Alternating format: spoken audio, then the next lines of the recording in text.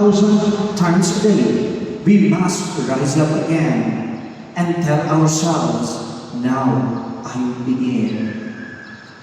For me personally, the most important thing is not how many times we fall, but how many times we rise up again and to tell ourselves, now I begin a new chapter in our life. Pangalawa, pinili ng Panginoon ang mga simpleng tao para maging kanyang mga apostol. Karamihan sa kanila ay fisherman. Hindi po sila perfectong tao. Bakit? The Lord chose the simple people.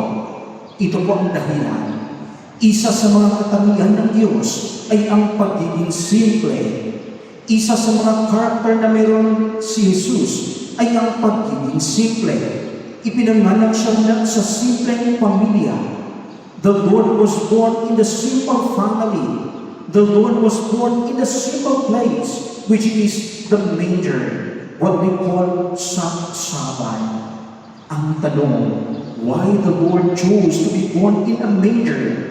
It is because to help us, to help you and me, to encounter Him in the simple place. If you think about it, if the Lord was born in a beautiful palace or in an expensive hospital, it is so difficult for the shepherds during the time to meet Him or to go to meet Him. But since Jesus was born in a simple place, in the manger or saksaban, it is so easy for the shepherds and even the magi to meet Him. And it is easy for you and me to meet Him in a simple place. Tulad ng mga alagad, mga kapatid kay Kristo, hindi po tayo perfectong tao.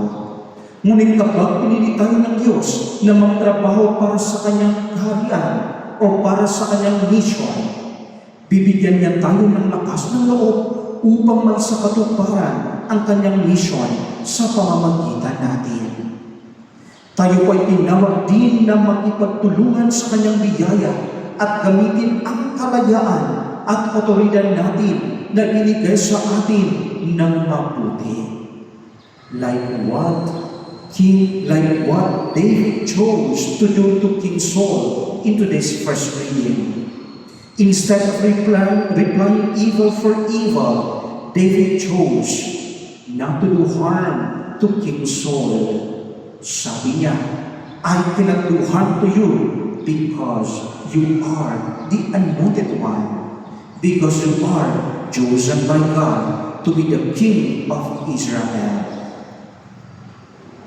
Ang tanong, besides King, who are the people being chosen and being anointed?